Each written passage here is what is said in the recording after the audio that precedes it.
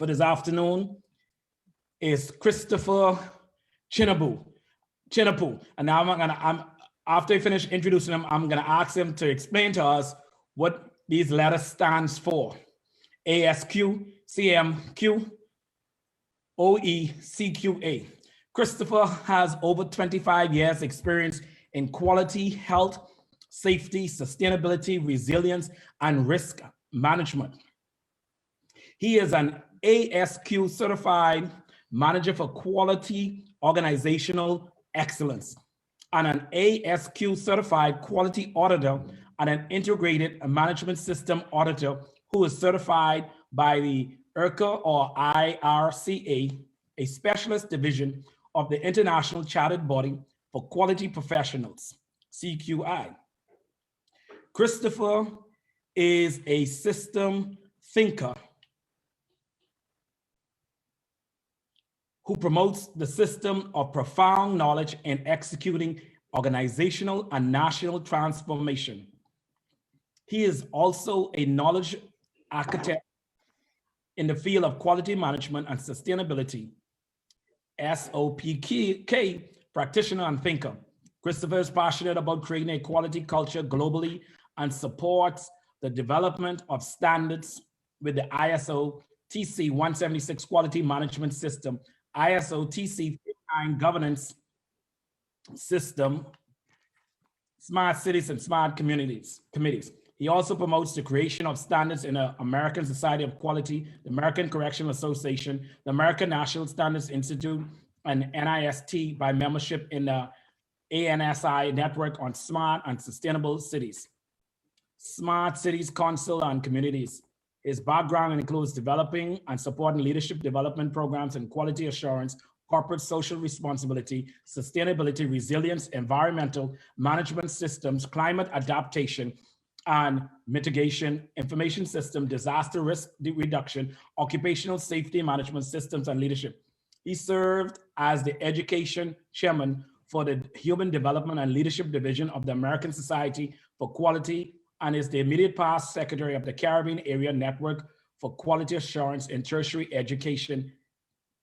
He also served on the American Corrections Association Research Council, International Affairs Committee, and Standard Committee. He is currently the chairman of the Technical Oversight Committee to the CARICOM Secretariat for the 10th EDF Fund on Crime and Violence Prevention. Christopher is a consultant, coach, and auditor in various sectors, namely energy, construction, water, national security, higher education, and so on.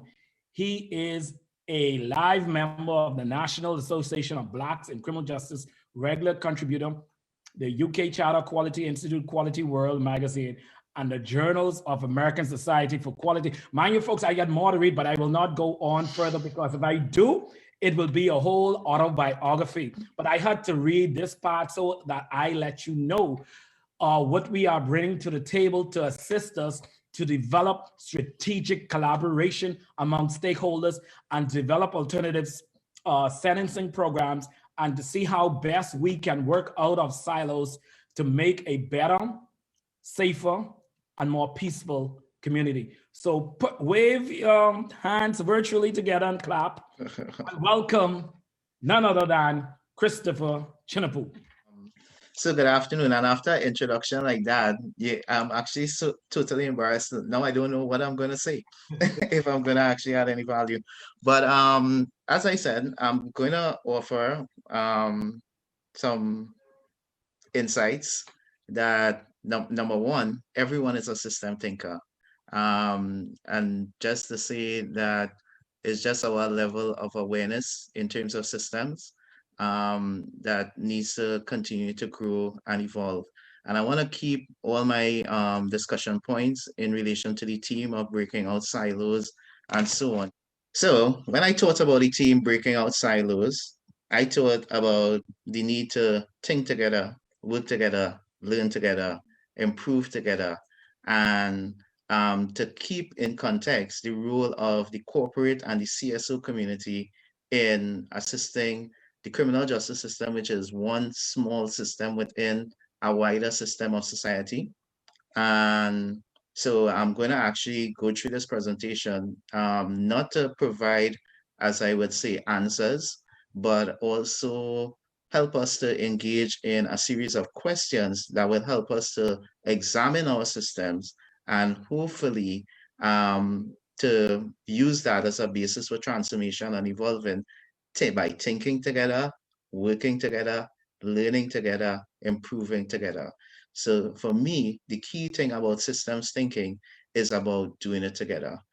All right. And that is, consistent with the team in terms of breaking out silos.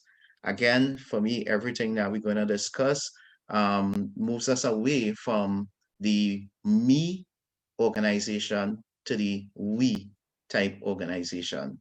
Again, these things are two distinctly different organizations.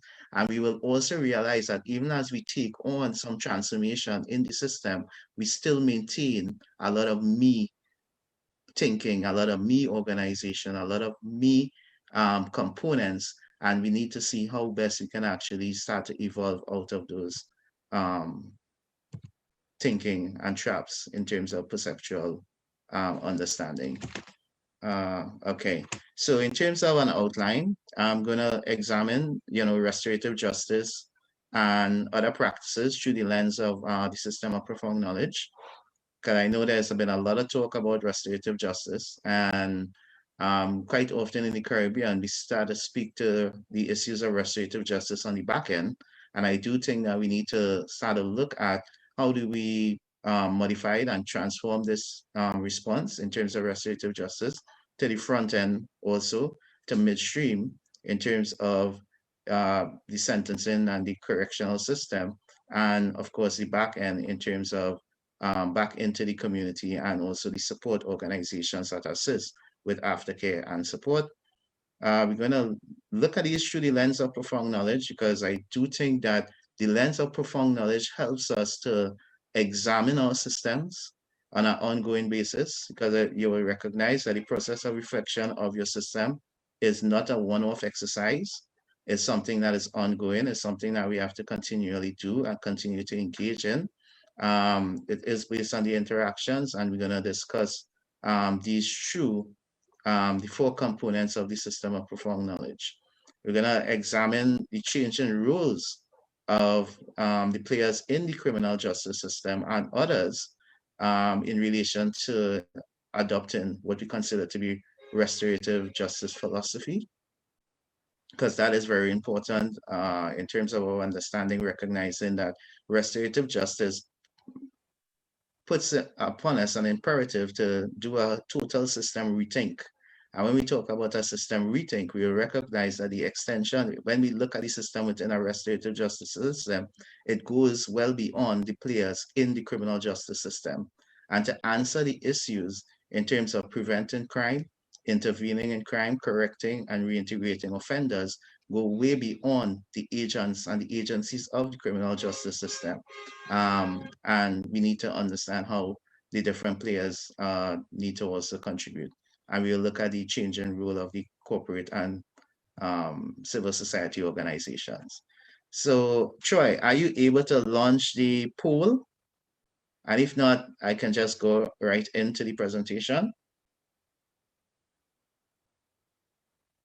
I sent you a poll, Troy. Are you able to launch that poll? Okay, let me check. I didn't see that. Oh, okay. Well, no problem. Well, basically, the poll, and probably I'll just open up a little small period of time to ask persons within the audience, what are some of the things that help to sustain and reinforce the silos that we experience?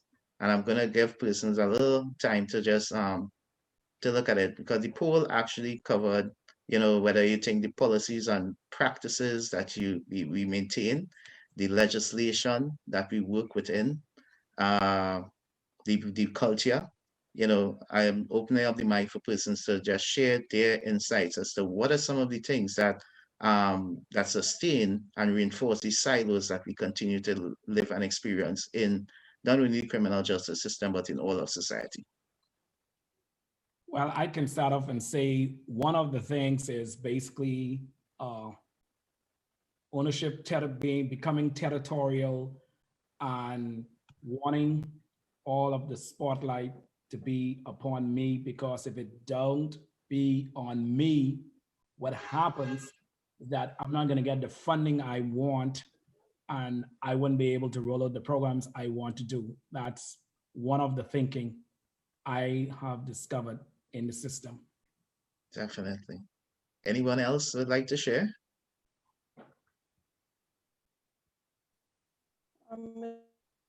Yeah, I am on, Mr. Chinapoo. Are you hearing me? Yes, Anne-Marie, I'm hearing. Miss Conti, go ahead. There is a lot of factors, some of which I alluded to this morning, that would create barriers, silos, however we want to put it in practice. And there are things that we really don't look at. Even if we have the system in place, we have a lot of subtle things that within our own practice as individuals, our own belief system, the way we were brought up, what we believe in, some of us embrace the retributive structure. We don't embrace, help me, Restorative. a restorative approach. Even if we approach it, we embrace it, we don't understand it. We don't try to understand it. We think that restorative justice, for example, is something hanging in the air, and we wait until the offender reaches the court system. We are talking prevention. We are talking intervention. And restorative justice is ought to be a part of intervention and prevention, even from within the community, within the structure of the family, the home, the school. Everybody must understand how we approach restorative justice. Offending don't start when a person enters the court. Offending begins within the home. Offending begins within the school system. A lot of things are seen in that space, and until we get in, we understand restorative justice as a philosophy and involving certain proceeds for certain engaging certain institutions, and the philosophy being supported and embraced by all institutions, we're going to reach nowhere. We also have to look at our history as the push factor and how we intervene and how we treat with people. Somebody said to me, and I want to repeat it to this forum, trauma does not have a shelf life. And we act out our trauma in a certain way. We act out our trauma onto our children. We act out our trauma onto our clients, people who are before the court. We want to talk down to them. We are in charge. We want to bring this power dimension that is really our past trauma, historical trauma, our own personal traumas come into bear. And all these things, I am not talking about government here. I'm not talking about funding here. I am not talking about those things. I am talking about we ourselves and those small things that did not allow us to practice as we should. And we could have the best system if we don't take a look at what we embrace, then we have a big issue. Those are the very, very, very fine things that we sweep under the carpet, and we sit and we talk like in the forum and we say, okay, we don't have this, we don't have that, we don't have policies, we don't have the other. And we are not looking at some of the inner things that are serious silos in practice. I just want to leave that there. I thank you, Henry. Anyone else? I'll still give another minute or so just to have everyone chime in, because these are actually some of the critical issues. Because one of the things that we need to to probably recognize. And this is why I always say there's more about asking some questions. I believe we spend a lot of time actually trying to improve systems that we need to destroy altogether. I do believe that we spend a lot of time trying to improve the parts of the system when at the detriment of the whole. And I know that Troy yesterday was talking a lot about the unequal treatment in terms of corrections. And as I go into my discussion on systems, you will see too that there's a critical issue that lies there in terms of aim. I'm hearing someone chiming in. Yeah, you ready? Yeah. I think somebody have their mic open. Oh, well, I actually thought they were actually going to contribute. Okay, well, forgive me, but I do believe that we need to spend some time looking at analyzing what we define as systems altogether. And because we often talk about the criminal justice system, but quite often there's also another analogy that comes in, the criminal justice non-system. A system, while important in terms of human sub-processes and all of that, but we actually have adopted some reforms trying to focus on the parts that do not actually serve us well in relation to improving the whole.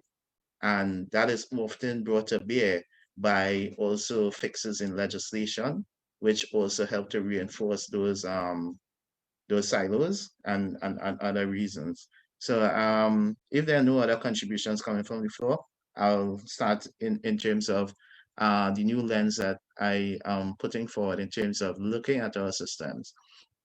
So what you'll see on the screen, you'll see 4 parts of what we call the system of profound knowledge. Now, these 4 parts cannot be separated. They're all integrated into one another. And when we're looking at systems, we ourselves have to look at and having an appreciation for the interdependency within the systems and what actually leads to what we call sub-optimization of the system. All right. And what leads to that sub-optimization? You see, traditionally, we have been taught to actually break things down and try to put it back together in order to fix it. And that literally, when we come into human systems and social systems, just does not work. Then we look at the theory of knowledge. How do we learn? How do we know what it is we think we know? Is it actually so? You know, even our system of education has taught to break down the education into component parts and specialization and all of these things. But how is it do we as organizations truly learn together? How can we, improve together?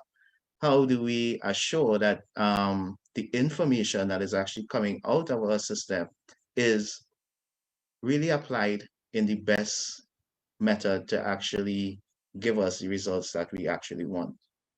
Quite often, I've seen a lot of toying with data internationally, right?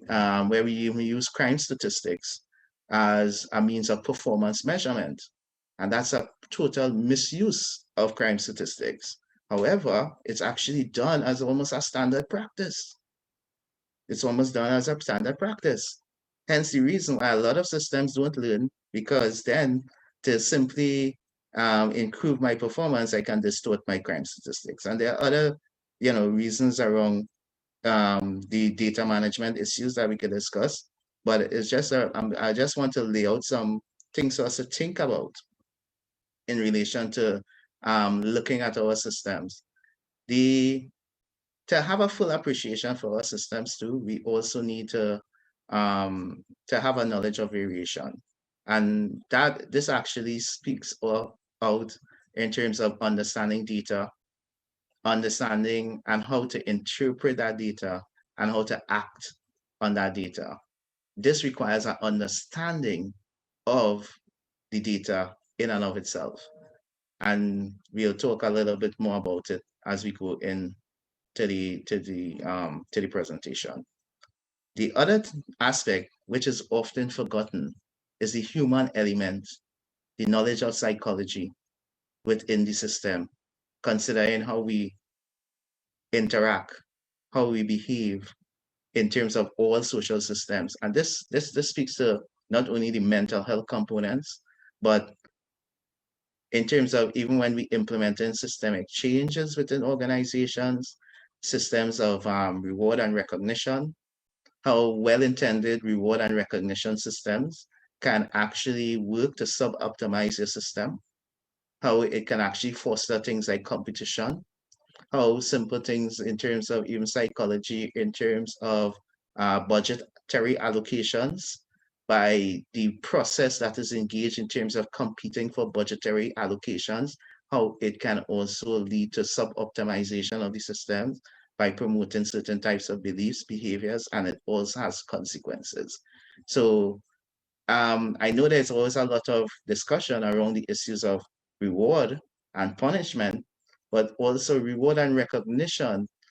Is our reward and recognition sometimes contributing to that me thinking versus the we thinking? Does it actually work counterproductive to the need to cooperate and work as a team? And does it actually promote the blame culture that we're actually trying to move away from? Because again, I believe that the business of transformation is no spectator sport. So when we talk about appreciating systems, you need to sort of have an understanding as to what is a system. And basically, I want to actually propose a definition in terms of definition actually provided by Dr. Deming, who is the creator of the system of profound knowledge, that it is a series of functions and activities, sub-processes within an organization that work together for an aim. So basically, a system is a web of interdependence. It cannot be separated. All right. What happens in one part, we learned about Ubuntu yesterday, for a lot of persons, affects the whole. All right. What happens in one part of the system affects the total results. But sometimes we are busy judging the actual result rather than focusing on the processes that create those results. So we recognize that the system must have an aim, and no matter what within a system, the greater the interdependence between the components of the system, the greater the need for communication and coordination. That is the overcoming and coming out of the silos. You recognize now within a restorative justice type of approach to the system, you recognize that beyond the players within the criminal justice system, you also now need the community to be engaged in a different way and to cooperate with the community in a different way. This now requires different levels of engagement. And when we talk about these words, is no longer, in terms of the power relationship, a one-dimensional, one-directional type of relationship and interaction. When we talk about systems, we also have to recognize that systems are not only looked at within the context for today. The system includes the future. All right. And how we define the system and the boundaries influence how the system actually operates. That's why when we think about the reinforcers of silos, we will recognize that sometimes the very policies and procedures that we have actually guiding us actually can sometimes constrains how the system actually operates towards its effectiveness. So I'm throwing out another word there, system effectiveness. What does that mean? So I'm not going to answer, just asking questions. As I say, I may ask more questions and answers sometimes than provide answers. Hello, somebody's Okay, I want to commenting. Yeah, I want to ask something. Yeah. So, and feel free, because I like to keep the engagement interactive. So if persons hear or see something that they want to actually speak about, thing. So beyond just mere components, when we think about systems, because a lot of us could think about the system just in terms of the components, in terms of the police, especially the criminal justice system. So we think about the police, we think about the prison or corrections, we think about probably the probation department and the courts. But we have to recognize too that a lot of failures in the system really come about in the interaction and in the gaps and in the relationships. So when we talk about this breaking out of the silos, we recognize that in order to do that effectively, we have to manage the interactions, manage the gaps, manage the relationships. Quite often, these interactions, gaps, and relationships are not managed. And as we strive to break out of silos, we have to continue to find ways and means to continue to do that a better and better job. Otherwise, we'll continue to frustrate all of the persons. I keep telling persons too, all the best efforts in the world in a bad system really and truly will not produce results. Why? Because in terms of appreciation systems, we need to recognize these actions and interactions. Russell Akoff, which is one of professional in terms of professor promoting the thinking of systems, and I actually share this quote deliberately in the sense that we must recognize that a system is not the sum of its parts, but rather a product of the interactions of the system. So a lot of us actually are specialized in breaking the system up into parts and try to improve. And then we say, oh, crime's down. That's what the police doing. How did we actually link that when it is actually an entire system that comes together to create this interaction that is necessary to create the result? So sometimes even how we start to look at the performance elements of the system, we are also failing the system by how we look at our performance elements. And I'm not saying that they're going to actually just move away, so you recognize. I hope that this helps us to start to probably question, are we actually sometimes even in our reporting, measurement, management, also helping to create further silos and suboptimize our systems and reinforce the unintended consequences that we are having. So the art of managing interactions is very different indeed than managing actions. And history requires the transition for a more effective management, a transition from managing parts to managing interactions, breaking out silos. So when we talk about the theory of knowledge actually helps us to understand that management is prediction, and that honestly, that no learning in our system happens without theory. And we also need to have and frame operational definitions even for the data within our systems. Otherwise, we could actually use data to our detriment, as probably happens in a lot of systems thing. So the simplest plan in terms of even how to go home this afternoon, how to come out, if there's still no COVID and persons can drive home, requires some sort of plan. It requires a prediction that your car may work or the taxis are available, the road that you have will be clear, and so on. So prediction is theory. And when we talk about prediction and theory here, we're talking about even the theory to create a plan, to create the programs that we believe will be effective in terms of creating an intervention. So then once we plan, we then need to implement those plans. We need to study how those plans are implemented, right? And a lot of people talk about monitoring and measuring and that sort of thing. But quite often it actually sends the wrong message in the sense that it's supposed to be a process of learning. But rather we have taken on monitoring and measurement to be a process of waving a flag or and so on, rather than actually taking it to learn and help improve. All right. So when we talk about the theory of knowledge, helps us to understand that you can actually try to predict the future with the risk of being wrong. And all rational prediction, in order for us to learn from our systems or processes, requires some level of theory to help to inform us.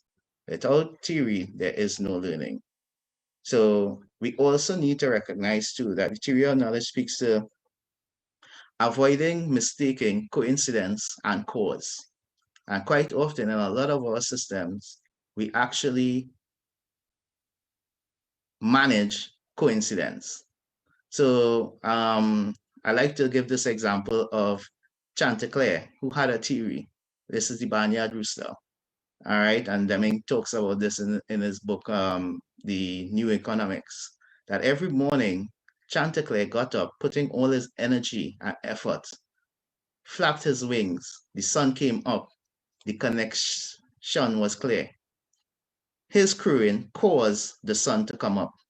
And if we really reflect on our daily lives, sometimes in terms of our managers and so on, we may actually think, in fact, we may think it's our intervention into working with, our clients that actually causes that change and transformation, ignoring the need to build their intrinsic motivation, which is actually a evidence-based principle, all right, and helping to sustain that and bring that to the fore, that old intrinsic motivation being the evidence-based principle, and helping them to gain that recognition, is a key part of the process. We try to rob them by our me thinking that is we are Captain Kirk and the Starship Enterprise in terms of being that sort of superhero,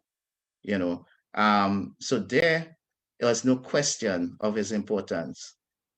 But one day there came a snap. He forgot in the morning to crow, and the sun came up anyhow. Crestfallen, he saw that basically the theory was in need of revision.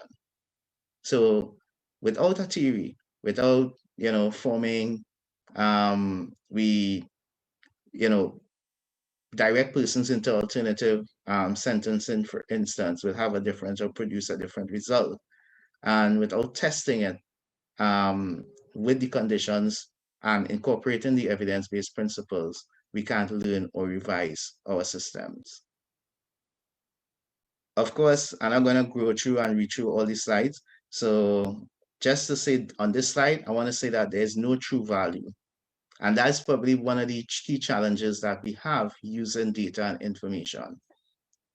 Failing to recognize that there's always a need for operational definitions. And this is also a failure of countries comparing crime statistics without looking at the entire system, without looking at probably even the differences in legislation. And while we have a great tool in terms of the ICCS, which is the International Crime and Criminal Statistics Classification System,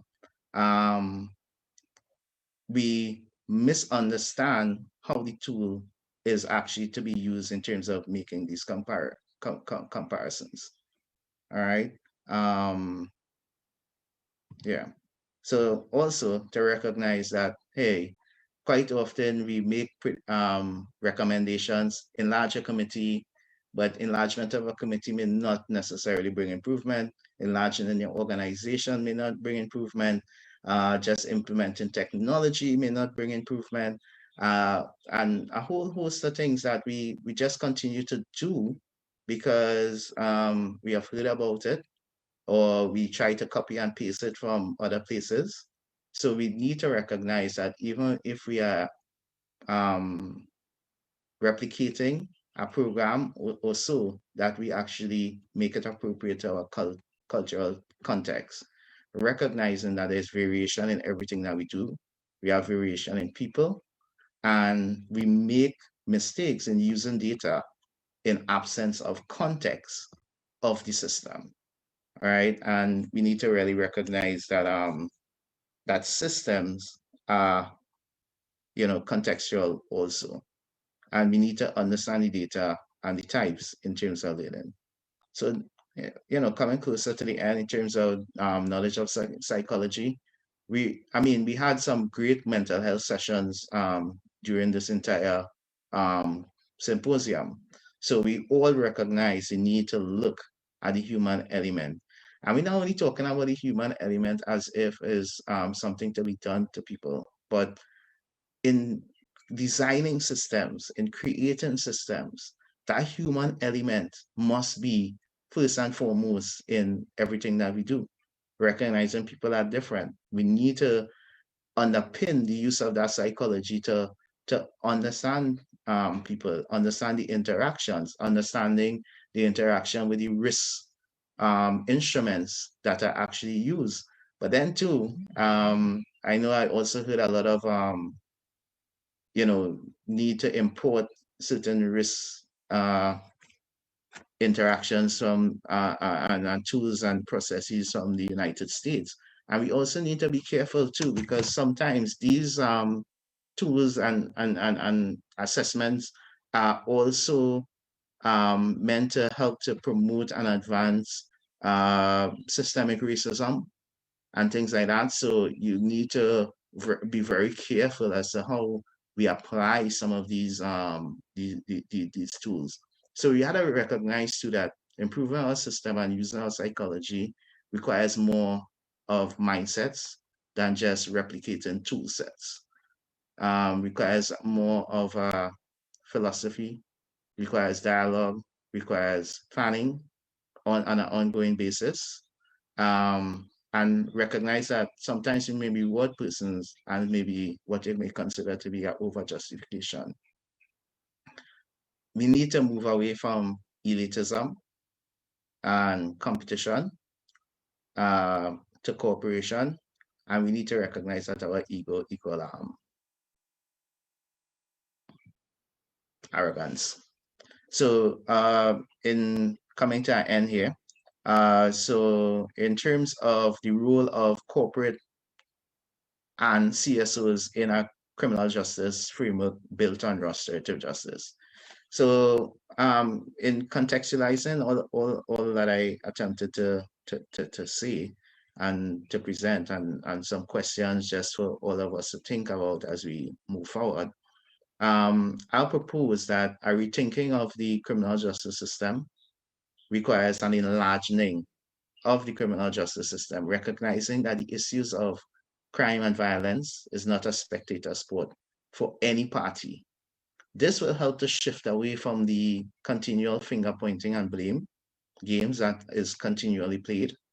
So corporates, the corporate society, civil and civil society organizations, we have to create mechanisms and enabling environment to enable them to also co-design and develop evidence-based programming, to understand the evidence-based programming and to develop programs that tackle what we consider to be the 8 key reintegration domains. And it was mentioned by a lot of the speakers in terms of from coaching and mentorship, psychological support, education and training and technical and skill development and skill directed targeted interventions and just incorporating what we consider to be the evidence-based principles.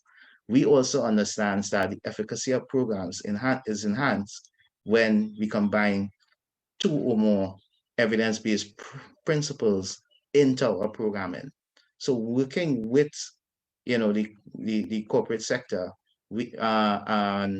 and other stakeholders, providing those open opportunities for engagement, open opportunities to allow them to also advocate on behalf, to sit on boards. I heard at another forum out of the Bahamas that they are now putting in place citizen advisory boards, having management and oversight from a governance perspective over the police and service and so on. These are actually excellent initiatives, if done properly, to help to not only enhance, but to also create a greater role for the civil society in terms of prevention, detection, rehabilitation, and reintegration. Of course, corporate sector in working together in harmony, because this is to me the greatest contribution of system thinking and system knowledge, is about working together in terms of even hiring individuals who have come in conflict with the law. I think a key role for the corporate and civil society is aligning all of these interventions with what we consider to be the SDGs, the Sustainable Development Goals, which will also help to, which are all part and informing each of our countries' Vision 2030 agenda, and for some countries, their Vision 2063 agenda. The Paris Agreement in terms of climate actions, recognizing again the interactions between the crime and violence prevention to environmental justice issues to long-standing social inequality issues and issues of social equity, and the interaction between the results of disaster and disaster risk reduction. This is why alignment to these frameworks will not only help to attract greater funding, but also help to take the system and make sure that the system is aligned to the society's aim in terms of sustainably developing the country. Of course, the corporate sector could demonstrate good corporate social responsibility in helping to fund some of these on the back end evidence-based programs that are effective in terms of intervention. But again, I want to always emphasize too that the bulk share, the lion's share of our funding should go into prevention, should go into early intervention, should go to the earliest point at which we actually detect any sort of behavioral issues. And we should, from that standpoint, also take a comprehensive look at the interventions, again, breaking the silos in terms of early intervention to make sure and connect the person, people, and resources together at the earliest possible time. These type of questions you'll recognize is not only questions for the criminal justice system in terms of the traditional sense to answer, the traditional sense to be involved in, the traditional sense to actually create these vertical and horizontal interactions that required. This requires a whole of society approach, but it requires also mutual respect across the board.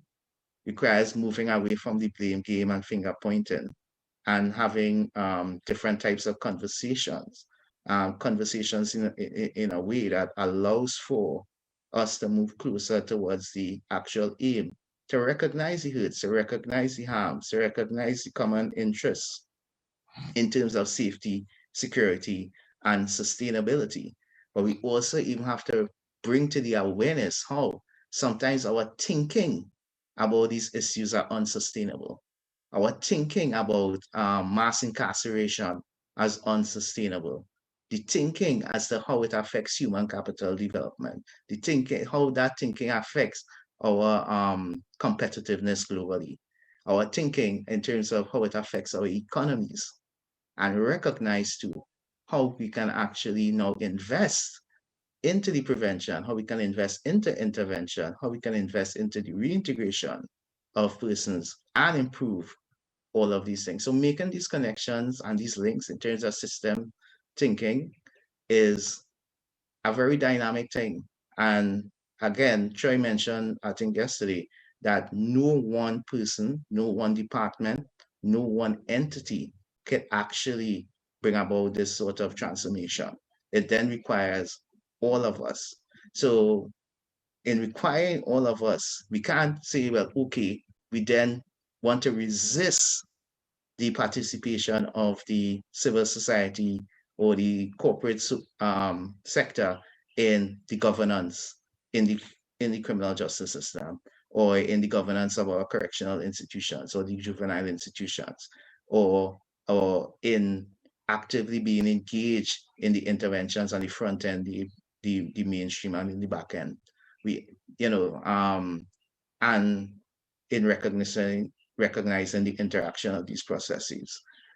Again, to the corporate sector, in terms of supporting the development of social enterprises, I believe that developing social enterprises, to me, is one of the key and critical areas to sustainable crime prevention and reintegration, because the continually looking for funding, continually looking for donor funding is an unsustainable ways for the NGOs or even the corporate sector to approach the work of crime and violence prevention. But sustainable social enterprises can help to continue to reinvest in their people, reinvest in the communities, while also developing the communities simultaneously. 60 Of seconds. course, yeah, I'm pretty much done here with this slide, Troy. And of course, the corporate sector could support a systemic rethink and sustain partnerships for sustainability. And I did already mention moving away from the finger pointing and the blame game. And that, in a nutshell, is my presentation. And if there are any questions, I could open up the floor for that. What I think, excellent presentation. What I think this presentation actually segue right into our panel. And for the panel discussion, because the panel discussion theme on topic is creating a strategic collaboration. And you actually set the groundwork for that with the information that you would have shared.